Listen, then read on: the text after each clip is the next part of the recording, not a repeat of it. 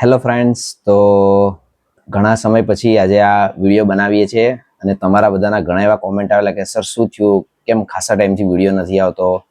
પરંતુ થોડીક હેલ્થને કારણે વિડીયો નહોતા બનતા, પરંતુ આજથી પાછા એ જ રેગ્યુલર વિડીયો તમારી પાસે આવશે.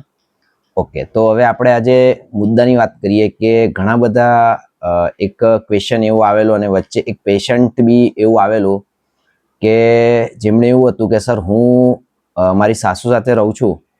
હવે મારી સાસુ એમ કહે છે કે અમે છોકરાઓ મોટા કર્યા જ છે, તમારી આ પ્રેમથી છોકરા મોટા ના થાય, છોકરાઓ માટે સ્ટ્રિકનેસ જ જોઈએ. અને બીજી તરફ મધર એમ કહે છે કે બાળકોને સ્ટ્રિકનેસ નહીં પરંતુ પ્રેમથી મોટા કરવા જોઈએ, કારણ કે આજકાલ બાળકો જલ્દી ડિપ્રેશનમાં આવે છે. તો સર આ પેરેન્ટ જે ટેકનિક છે એ કઈ સારી?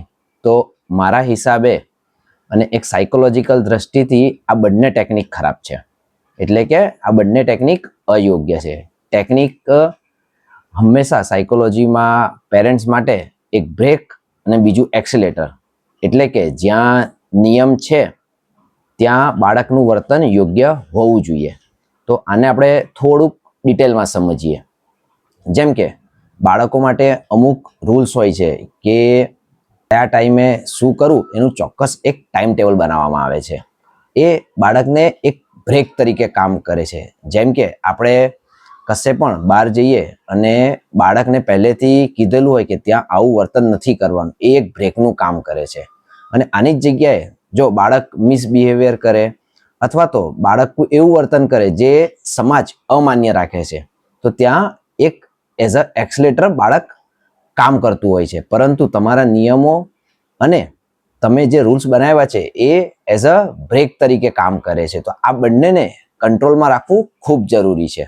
જેમ કે બાળક કોઈ વસ્તુ તોડે છે અને આપણે બાળકને એઝ અ પનિશમેન્ટ એટલે કે એઝ અ બ્રેક આપણે બાળકને એમ કહીએ છીએ કે આજે આ વસ્તુ રમવા નહીં મળે. આ પનિશમેન્ટ એના માટે એક બ્રેક સમાન બની છે.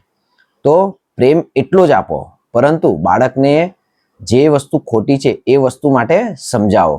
ઉદાહરણ તરીકે બાળક જ્યારે ચિપ્સ માંગે છે ત્યારે મોટાભાગના પેરેન્ટ્સ ના પાડતા હોય છે, અથવા તો મારે છે, અથવા તો કોઈ બીજું બહાનું કાઢીને એને ટાળી દેતા હોય છે. ત્યારે બાળકને એમ લાગે છે કે મને મારા ફાધર મધર ચિપ્સ માટે ના પાડે છે. પરંતુ જો બાળકને સમજાવવામાં આવે કે બેટા અત્યારે આપણો ડિનર ટાઈમ છે, તો તું આ ચિપ્સ પછી ખાઈ શકે, તો બાળક પણ એક વસ્તુનું નોલેજ લે છે, અથવા તો એનામાં એક સામાન્ય બુદ્ધિ વિકસે છે કે જમવાના ટાઈમે જમવું એ ખૂબ મહત્વનું છે. વેફર અથવા તો બીજી કોઈ પણ વસ્તુ એના માટે મહત્વની નથી.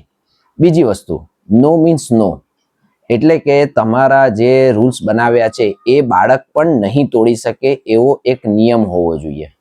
એટલે જ નો મીન્સ નો મેં કીધું.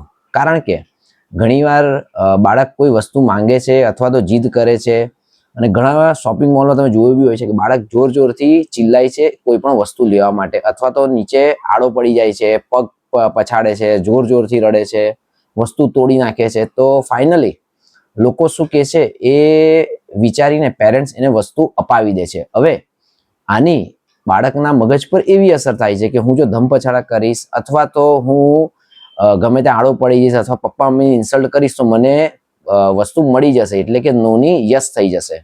અને આજકાલના બાળકો ખૂબ જ હોશિયાર અને એક્સપિરિયન્સ વાળા છે અને એકદમ ટેલેન્ટેડ છે. એ લોકોને ખબર છે કે પપ્પા મમ્મી કયા લેવલ પર આવીને ઓગળી જાય છે. એટલે બાળકને હંમેશા શીખવાડો નો મીન્સ નો નો મતલબ ના એટલે ના જ થાય છે. તું ગમે તે કર, જે કરવું હોય કર, પરંતુ આ વસ્તુ તમને નહીં મળે એટલે નહીં જ મળે. તો ફ્રેન્ડ્સ, આ વસ્તુ ધ્યાનમાં રાખો કે બાળક નાનું છે, પરંતુ એની જીદ ઘણીવાર વધારે મોટી હોય છે. તો એને પૂરી ન કરતા જો યોગ્ય હોય તો બાળકને એ સમયે તો એની જીદ પૂરી ન જ કરો.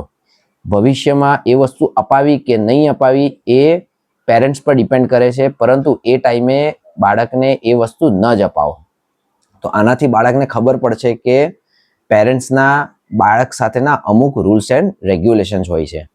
તો ફ્રેન્ડ્સ, આ વિડીયો એટલો શેર કરો કે જેના બી ઘરમાં આ મમ્મી અને વહુ વચ્ચે આ પ્રોબ્લેમ થતો હોય છે. Thank you friends.